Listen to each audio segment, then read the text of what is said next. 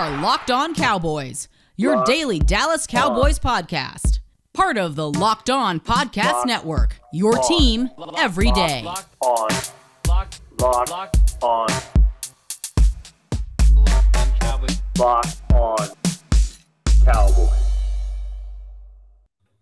Welcome back to the Locked On Cowboys podcast. We want to thank you guys for making us your first listen every single day. I am Mosher. He is Landon McCool. And today is our all-22 breakdown of the Cowboys win over the Giants in Week 15. Landon, how are you doing today, sir? I'm doing well. I'm obviously doing a lot better now that I know that Washington has secured their heated benches. I was really concerned that they weren't going to try to completely copy the Cowboys on every single facet of their franchise, but they did it. They did it, folks. They got their heated benches, and they're bringing them to Dallas, which is really important because the Cowboys play in an indoor stadium. It'll be 60 degrees by the time kickoff rolls around. Most little brother thing in the world to do, right? Is after the Cowboys brought their benches and beat you at your home stadium, now you got to copy them and just do it less well. I don't want to spend any time on Washington. I want to talk about the Cowboys and their division win, their third straight road game. I want to start with the offense, Landon. We should start with the running game because I thought it was improved. I think the Connor Williams addition certainly helped. It looked like Tony Pollard was healthy, Ezekiel Elliott. The entire time I was watching this tape, though, can you imagine how good the run game would have been if Blake Jarwin was on the field? You got me. That was good. In case you didn't see that, some media person on ESPN said that the Cowboys' rushing game has struggled because Blake Jarwin's not out there. So cough, cough, Dan Orlovsky. Excuse me, I had a frog in my throat. Anyways, it's serious though. I did think they ran the ball better. It's still not a finished product by any means, but slow improvements, right? I think it's pretty close. Honestly, I thought the running game was good, not great, kind of before I went back in and rewatched it. But if you go back and watch in the few drives that are anything close to a neutral game script, the Cowboys dominated in the run game. Just absolutely we're killing them. And the scheme looked really great. They were obviously pulling a ton more guards, a lot more G scheme stuff. And then obviously the return of Connor Williams had an effect just based on what you could see on film. But I do think that their willingness to kind of get back into mixing it up in the run game, and especially with the G scheme stuff, the G power stuff, because it kind of gets all the guys blocking in a way that they feel the most comfortable, right? Like, I feel like that Connor Williams is really good at kind of getting out in space and hitting targets. Yep. Your tight ends are just much more comfortable as down blockers instead of trying to displace defensive ends and move them offline. I mean, Schultz is not a big tight end by any means, right? No. Yeah. And so, I think it's a scheme that, really kind of fits what the Cowboys do well, and it paid dividends for them. And again, I think if you go back and look at the numbers the Cowboys had in the first half running the football, when, like I said, it was more, the Giants were still not sure, whether we were running and passing. The game wasn't completely out of hand. That, at that point, before the Giants completely committed to stopping the run to stop the clock bleeding, the Cowboys were having a lot of success running the football back, kind of close, similar to what they had done previously. So that specifically was really encouraging to go back and watch what the first half looked like for the run game and how much improved it seems just immediately from where it was at that point last week. I agree with you. They just seemed like they were having a lot more success. Pollard really did look healthy. Zeke definitely looked a little healthier. His touchdown run, I think, was the first time it's like, okay, that's starting to look like the Zeke we saw in the first half of the season. So better. What about the passing offense? How did you think they were in this game when you went back and rewatched the tape?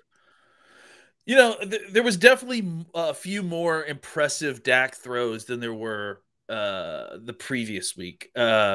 Including that, I think that the one thing that really stood out to me watching the tape, the one play that really stood out to me watching the tape, simply because I was kind of looking out for it more than previous weeks, and just we hadn't seen it in a long time, was there was this throw, I think it was near the end of the second quarter in the red zone, where Dak broke the pocket, was rolling left, and was able to throw it down the field to Lamb for a completion.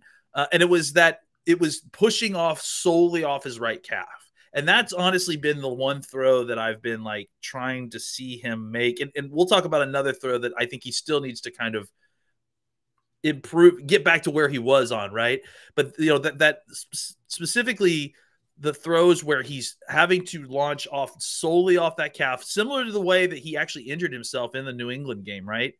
He was able to do it, get the ball down to Lamb. That looked like it was right. It looked correct. It looked like Dak, right? And that's something that was really good to see. I don't know that he's still completely comfortable doing it all the time yet.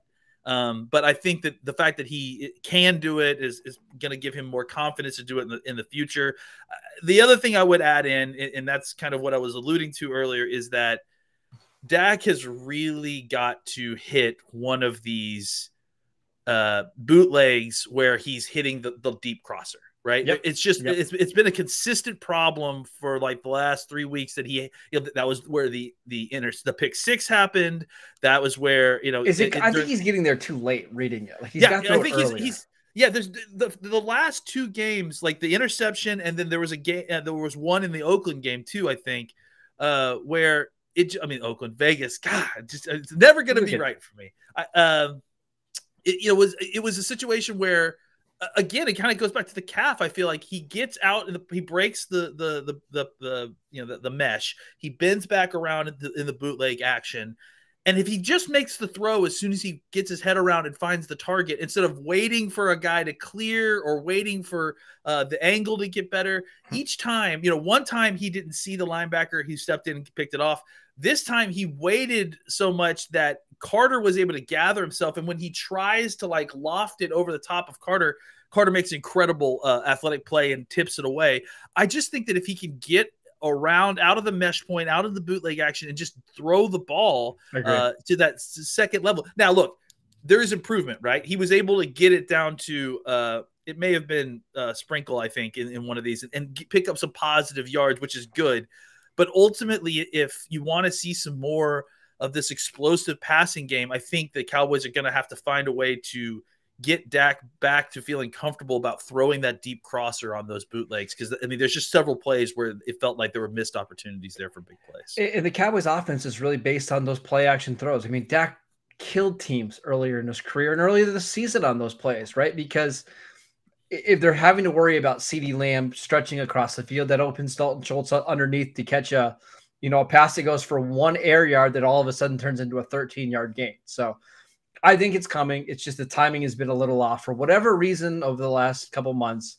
I think we'll get there. I do want to talk about the receivers, though, Landon. Yes, please.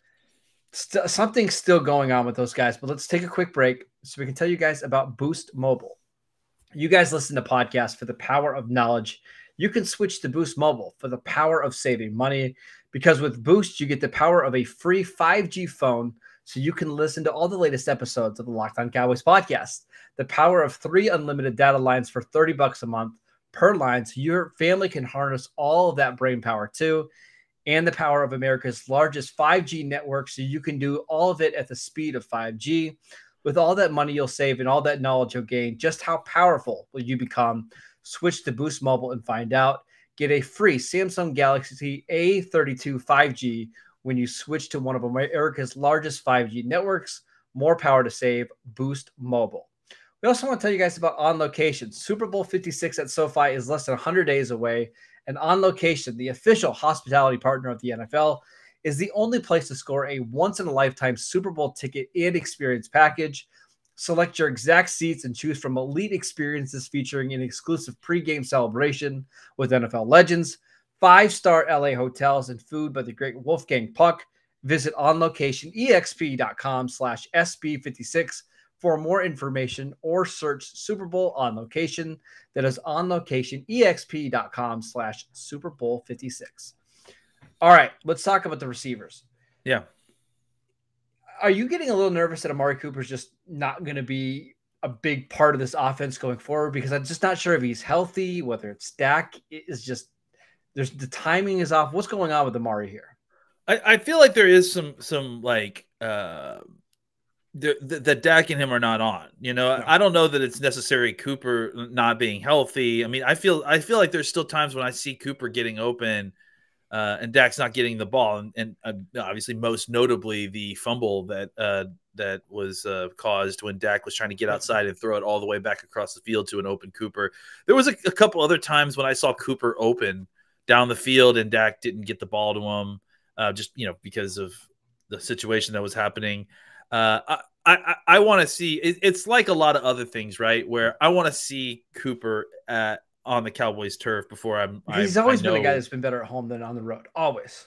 And specifically, I think, on turf versus, on field, because it's just one of those things where he, it further accentuates his advantage of movement skills. Right. So, yeah, I mean, I think that's, really, it seems like to me that the problem is that Lamb, we've talked about this. Lamb needs to kind of tighten things up. He needs to be a little bit more efficient as a receiver. Cooper, and Dak are struggling to kind of connect on a real, in a real way. I mean, people were talking about. I saw people on Twitter talking about how he didn't get enough targets.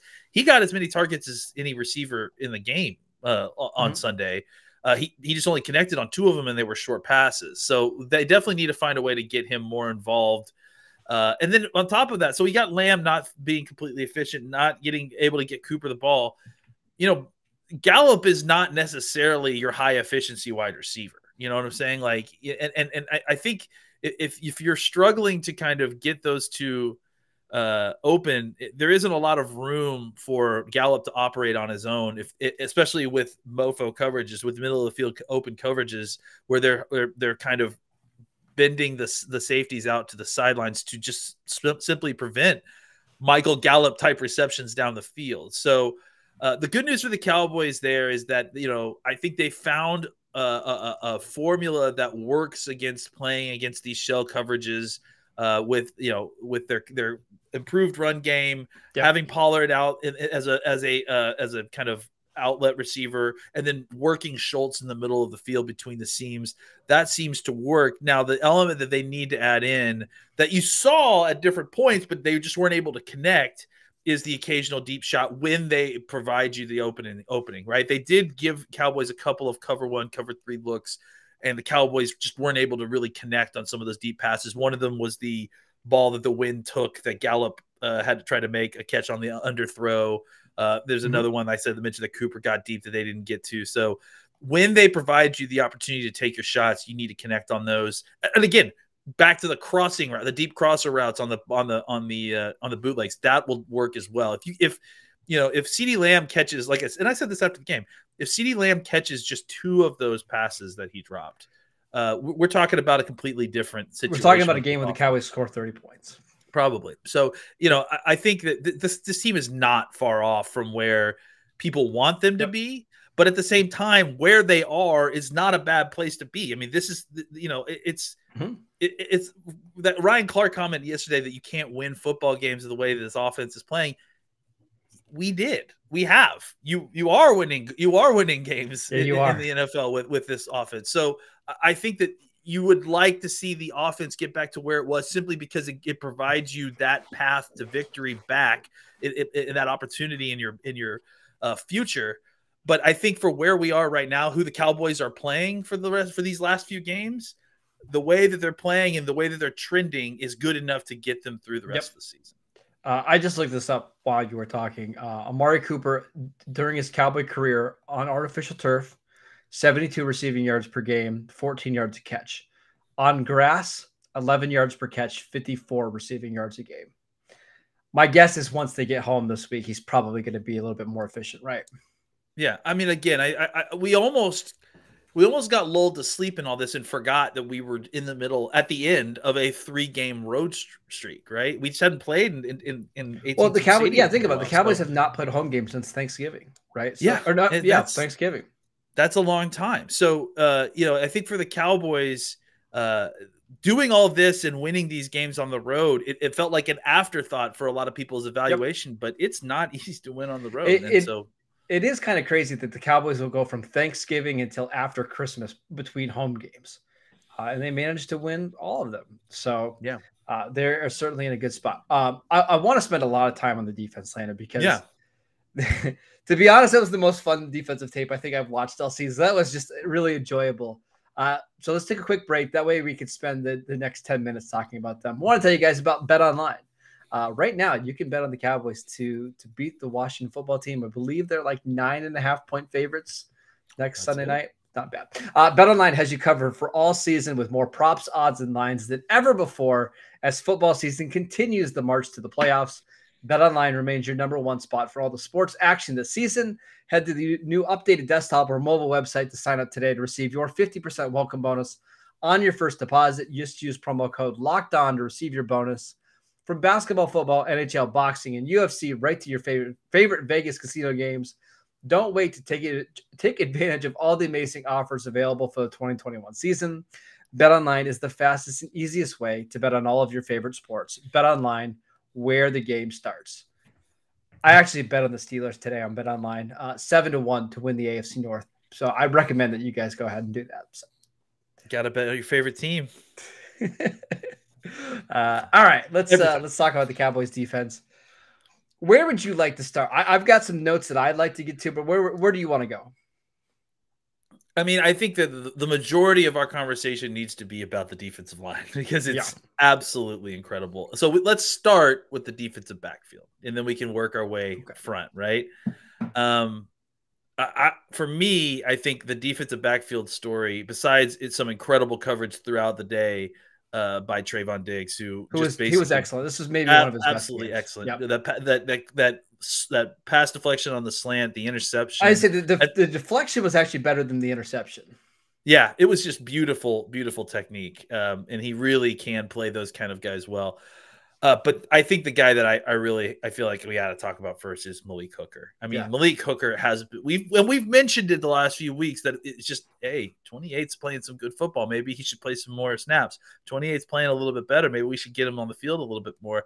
I thought that, the Giants game was his coming out party. Like, that's the Malik Hooker that I remember watching at Ohio State, and I haven't seen in 3 or 4 years. Because, people talked about when we got him, like, oh, he's just, in college, he's just a ball hawk. And he was a guy that, he was a really good ball, but the reason that took away from what other things he did as well. Right. That's it. And that's the thing is the reason he's a top 10 pick is not just because he's a ball hawk. It's because he can do all that stuff. And then he can fill in the alley the way he did on that one down where he was like a lightning bolt through the gap to make the tackle. It's just a solid physical safety who can play the back end. He's truly a versatile player in the back end in a way that you don't really see very often. I think to me, you're seeing a guy who's finally getting comfortable with the scheme, finally getting healthy fully, and maybe the first time in years for this guy who has got the wealth of knowledge of several NFL seasons underneath his belt. We could see a Randy Gregory type late career resurgence with this guy where it finally all that talent, all of that potential finally got a chance to kind of unfurl itself, with some space to kind of get healthy, to learn a system and have great players around him. So I tweeted it after the game. You think this defense is good right now. Imagine if Malik Hooker starts playing up to his potential, that it would take this defense to another stratosphere. He had 4 defensive stops in this game, which is incredible for really a free safety, right? Like the tackle that you're talking about was maybe the best play I've seen him make in a couple of years, where he just flies down and makes the tackle. I believe, was that on Barkley? I believe.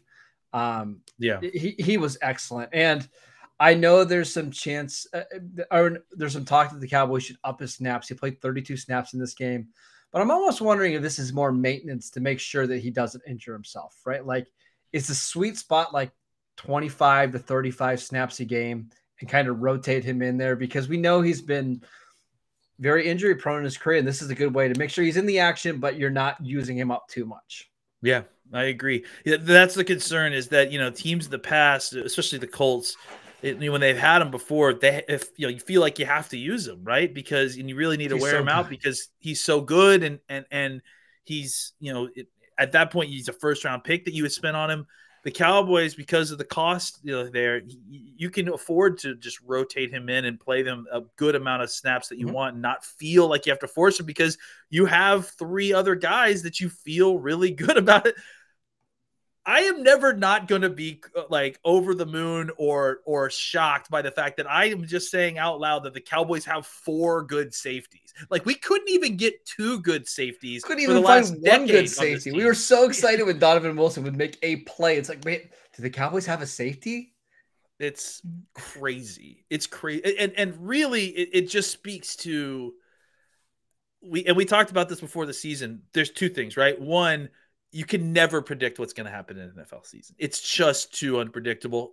Because, 2, if the Cowboys being the best defense in football currently isn't the most unpredictable thing in the NFL, I really don't know what is. And in order for that to happen, in order for a team that you would hoped at the very best would be middle of the pack to become what is now probably the best defense in football right now, you have to have a series of truly shocking events happen. And I think there is nothing more shocking outside of maybe how good Micah Parsons is. There is nothing more shocking on this Cowboys defense than how good the safety play has been for these 4 It's guys. really important that the Cowboys do have multiple safeties that are used to playing, because I think once they get to the playoffs, the safeties are going to become more important than the linebackers, because like, let's say they start off with San Francisco in round 1. You're going to have to cover George Kittle and Deebo Samuel and Kyle Juszczyk, and you're going to want safeties that you can play in space and can tackle. I think we'll see a lot of big nickel looks with, kind of Jaron Kearse playing one of the linebacker spots. Maybe we'll see more of Donovan Wilson as basically a pseudo linebacker.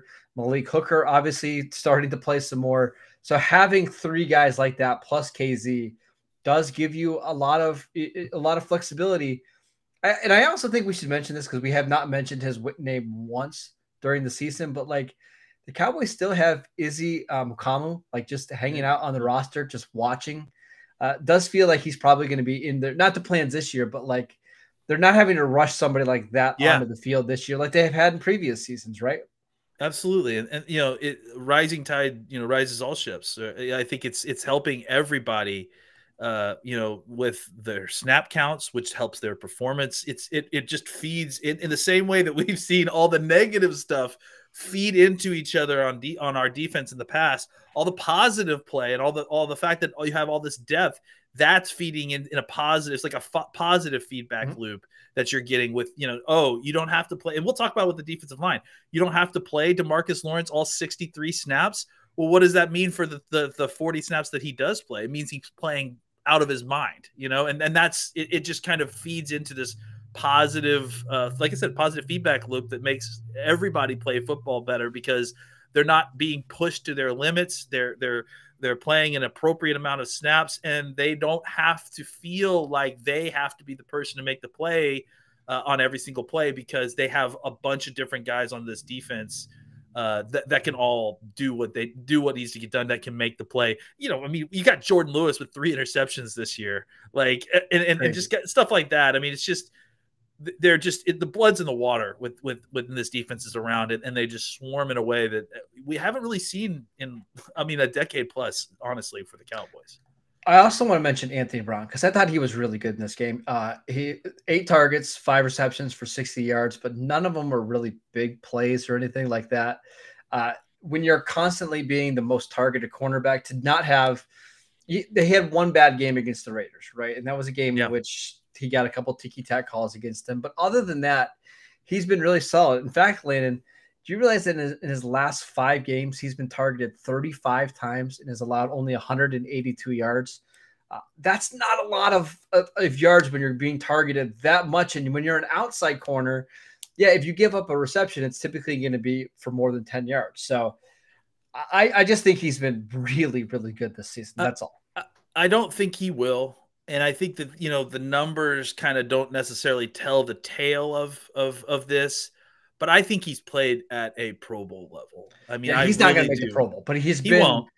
He's been targeted. He's been burned at times. But again, if you want to inject the context of the fact that he is being targeted at a rate that is, I mean, he has to be close to the top of the NFL, right? Because so teams are just he's not been targeted 102 times this season. He's allowed 3 touchdowns and has 3 interceptions. Quarterbacks currently have a passer rating of 78 when they target him. Yeah, and like that's really impressive when you consider how many targets that is, and they're not targeting Anthony Brown because like he's being burned by everyone. They're targeting because they don't want to throw at Diggs, right? Well, and just to show you, like the NFL average passer rating is 90 this year, and he has a 78 passer rating when they're targeting. So you're getting below average quarterback play whenever you throw at him, which is fantastic for your number 2 cornerback. Like that's just so good.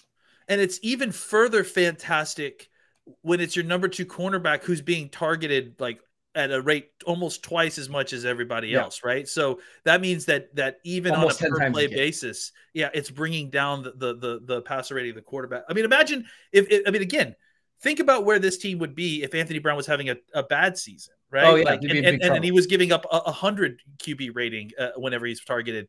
Suddenly all those yards and touchdowns start piling up in a way that they aren't right now. So the fact that he's able to hold offenses so low with so many targets, I think it just indicates how good he's playing right now. The best thing about Anthony Brown this year is he's not missed a lot of tackles. He's gone 6 straight games without missing a tackle.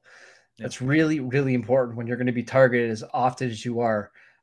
Doesn't allow a lot of big plays, doesn't give up a lot of touchdowns, makes interceptions and tackles. That sounds like a tackles in the run to me. I don't know, Landon. Yeah, it tackles in the run game too. Like he does everything, you know, like he does it all, and he does it pretty well. It's just not very flashy, and he isn't getting the same amount of interceptions as the other guy. But look, trust me when I say that if Anthony Brown wasn't having a good season, the Cowboys would know about it. You would know. That'd be the first thing we talk about every Sunday night here is, man, the Cowboys need another corner. Like, let's find Landon. We have not once all season talked about the Cowboys really could use Patrick Surtain. It's really too bad that the Broncos took Surtain ahead of you. Like, we haven't had that conversation once. We haven't had one call for Kelvin Joseph. Like, I mean, think about that. Let's see Nahshon Wright, or let's see more Jordan Lewis. Not one. And the benefit, guys, like the benefit of not having to rush those guys into the lineup, I mean, it's huge. It's getting these guys to slow play, learn how to be a professional first. And what you're seeing is Kelvin Joseph is developing into a hell of a special teams player. And that's only going to help his confidence when it's time for him to step on the field and play defense. So, I mean, again, and that's a really good sign long term. When things are good, they feed in. It's a positive feedback loop. You let your young guys get more time to get better. You let your older guys who don't want to take as many snaps have a good amount of solid snaps that isn't going to wear them down. It's just a lot of very positive things happening on the defensive side of the ball right now. I can't believe we're already running out of time on this show. There's just so much more to talk about. We got to talk about the defensive line first. So give me some defensive line takes. I just want to. The big one for me is Neville Gallimore. And we talked about DeMarcus Lawrence. He was the best player on the field to me. We don't need to spend a lot of time on him. This defensive line is just so much different than Gallimore. He's not perfect. He's not a Pro Bowl player or anything like that. It's just he's so much better than the other options. And I thought Carlos Watkins played well. I thought this was one of the better games for Carlos Watkins. But Gallimore just changes things, man. When you get a guy that can rush the passer and can stop the run, and he's athletic and can make hustle plays down the line. Here's what I'd say. There's in a lot of those situations on Sunday, he was your worst defensive lineman on the field. And that kind of tells you something, right? When Neville Gallimore is so much better than everybody else and he's still your worst defensive lineman, your defensive line's pretty good. Yeah, I mean, the Cowboys just don't have another defensive lineman like Neville Gallimore, right? Because he is a guy who you can play him at the nose and he'll destroy your center. You can play him in a gap and he'll shoot through the gap and pass rush. He can do basically anything that you want a single defensive tackle to do. And the Cowboys have been getting by with kind of specialists at the position, right? Of guys like, Osa Odighizuwa is probably the closest guy who could do a little bit of both, but he's also 290 pounds soaking wet, right? you get a guy who is a true bully, who can throw guys around, who can, I saw him toss Will Hernandez to the ground at one point, and just like bully his way, push the pocket, and do things that other single defensive tackles can't do, that you normally would have to sub in a different guy here and there to get this thing. I think having him is kind of unlocked a bunch of stuff. Yep. I think it also allows you the opportunity to only deploy guys like 99 and 98 when you need to clog up the middle. And I thought them playing with less snaps allowed you the opportunity to get them out there, deploy them in early down situations, and just completely muddy up the middle of their offensive line and muddy up their run game reads. So the Cowboys' ability to create mismatches with alignments and line up lots of, the inverted defensive lines where you have the defensive tackles as the ends, and the ends as the tackles. All of that just creates a bunch of mismatches with guys who are all playing at a high level right now. And it's really making life difficult for, look, we played Glennon and Heineke the last 2 weeks. It doesn't matter though. Like whoever you put in that pocket is going to feel uncomfortable. They may perform better, but they're definitely not going to feel comfortable in the pocket with this group coming after them. All right, we're going to play a little game of true or false, just because I think this is really fun. True or false, Osa Odigizua has more career snaps than Neville Gallimore. That's probably true, actually. It's true. Wow. True or false, Osa Odigizua has more career snaps than Tristan Hill. That's probably true as well. Because he played a Hill, ton of snaps, man. I mean, he's just played 503 so many snaps. Tristan Hill has like 480, and Neville Gallimore's got like 422. You got three defensive tackles that are very, very inexperienced, that we really don't have any idea what the ceiling is going to be like for any of these three guys yet. Kind of crazy. Absolutely. Yeah, it's really great. And the way that they've been deploying them and using them has been awesome. And then to have guys like Watkins is like suddenly your down roster defensive tackle, and then Bohanna is really coming on, and completely blanked on Hamilton's ability. It's too bad Urban got hurt though, because I think they could have used him still a little bit. But. Yeah, absolutely. But I mean, geez, look how talented that room suddenly is now that you've added a topper on there. It's like they've got a lot of depth, and then that's not even including all the defensive end guys who can kick inside as well. Right. Really quickly, just to hit on a couple more players, just one sentence on all these guys. How about Leighton Vander Esch? Playing better. That's all you can ask. Just keeping his head above water. It hasn't always been great. There's been ugly times, but I would say better than he had been the previous 3 or 4 weeks. I would say still a step backwards from last week. I thought he was much better from last week. Yeah, absolutely, but maybe better than he had been the weeks, especially that 12-game. 13-day stretch where he played 3 games, that he was just awful. Better defensive end, Dorrance Armstrong or Terrell Basham? They're both playing really good football. I want Armstrong simply because he's so versatile. Like the stuff you saw him doing at defensive tackle was incredible. Like, standing up guards on his own. That was just really impressive. Casey. I mean, he's probably my least favorite of those 4 safeties. But I'm not trying to pick him off. Yeah, he doesn't kill them. So I'm mostly okay with him. I think he is a guy though. Like you probably if you have to make a priority on which safeties to sign next year, he's probably the last one, right? Probably, yeah, I would say so. He might actually get more money on the open market than some of the other safeties because he's played a ton of snaps. He's been fairly healthy through his career. But he's probably the one that I least want back. I think that's fair. Yeah. Right? I mean, I think that's fair. It's just, one of those situations where he's been good, but not great. And you've got 3 other guys who need that. Right? Yeah, exactly. Yeah. All right. That is it for today's show. Thank you guys for tuning in. We want to thank you guys for making us your first listen every single day. Tune in tomorrow as we answer your Twitter questions. We've got a crossover podcast with the Washington football team coming on Thursday. And then we've got our game preview on Christmas Eve, Landon, talking about this Cowboy-Washington game for the division. Depends on a little bit what happens tonight with the Eagles in Washington. Part of me kind of wants this game to be for the division. I mean, it's not going to be for the division for Washington, but it would be really cool if the Cowboys could win this game and celebrate on their home field that they won the NFC East. That would be kind of cool. So it's always preferable, I would say. For sure. Yeah. Does that mean we're having to root for Philadelphia tonight? I'm not doing that on purpose. So you'll have to make me unconscious if that's what I have to do, because I'm not doing that consciously. He is at McCool BCB. I'm at Marcus _Mosher. We'll see you guys on Wednesday.